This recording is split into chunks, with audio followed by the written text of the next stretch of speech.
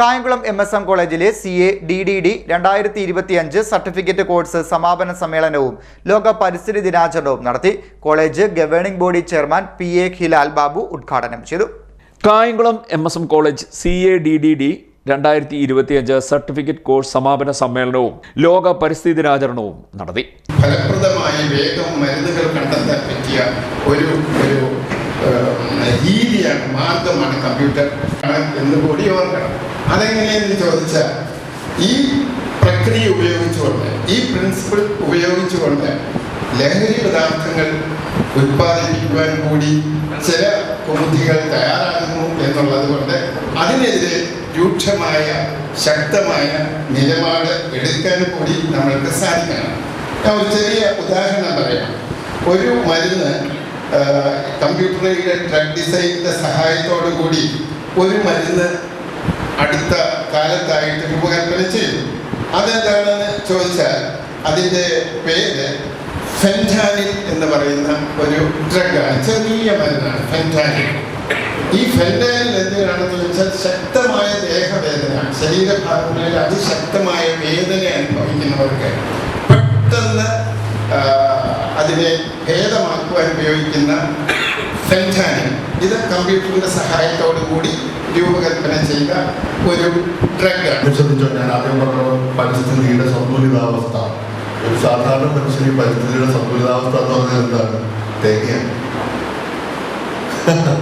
ഞാനിവിടെ പുറത്തേക്ക് ഇറങ്ങി ആ ഓട്ടോ സ്റ്റാൻഡിൽ അങ്ങനെ എടുത്ത് പോയിട്ട് പരിസ്ഥിതിയുടെ സന്തുലിതാവസ്ഥ തെറ്റിക്കുന്നു പറഞ്ഞാൽ ഒരു സുഹൃത്തോ എന്തെങ്കിലും പ്രശ്നമുണ്ടോടാ ചോദിച്ചു. നമ്മൾ ഈ മുറിയിലിരിക്കുന്ന വിദഗ്ധരല്ല പാരിസ്ഥിതിക സന്തുലിതാവസ്ഥയെ നിയന്ത്രിക്കാൻ വരേണ്ടത് എന്നാണ് എൻ്റെ കാഴ്ചപ്പാട്. ശാസ്ത്ര പുരോഗതിയെയും ഇത്തരത്തിലുള്ള പ്രവർത്തനങ്ങളെയും സാമൂഹികമായി മാത്രമേ നമുക്ക് നേരിടാൻ കഴിയൂ, നമ്മൾ ലഹരിയെ നേരിടുന്നത് പോലെ. അതാണ് എൻ്റെ വിശ്വാസം. അങ്ങനെയാണ് എൻ്റെ പ്രോജക്റ്റ് ഞാൻ പ്രിപ്പയർ ചെയ്തത്. അതുകൊണ്ടാണ് അവർ പ്രോജക്റ്റ് അനുവദിച്ചതെന്നാണ്.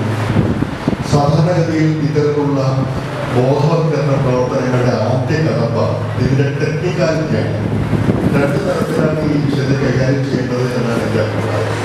ഒരു ബോധവൽക്കരണ പ്രവർത്തനം ഒരു പരിസ്ഥിതി മലിനീകരണ നിയന്ത്രണ പ്രവർത്തനങ്ങളും ടെക്നിക്കലായി നിന്നുകൊണ്ട് നമുക്ക് ഒരിക്കലും കൈകാര്യം ചെയ്യാൻ കഴിയില്ല.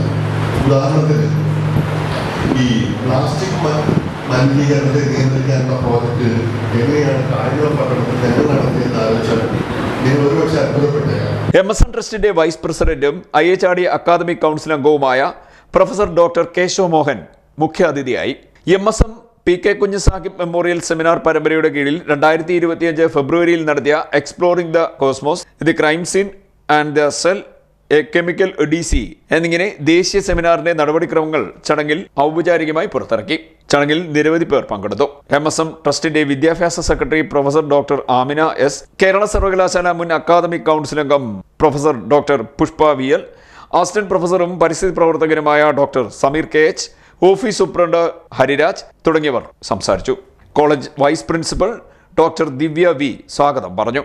IQAC coordinator doctor Anilkumar KM, Kerala സർവകലാശാല സിൻഡിക്കേറ്റ് അംഗം doctor Manoj TR, academic of chemistry teachers secretary doctor P Nikhil Chandra എന്നിവരുടെ സംഭാവനകളെക്കുറിച്ച് യോഗത്തിൽ വിശദീകരിച്ചു. എക്സ്റ്റൻഷൻ സെല്ലിന്റെ കൺവീനർ നിഷ T നന്ദി പറഞ്ഞു. CD net news, Kayamkulam.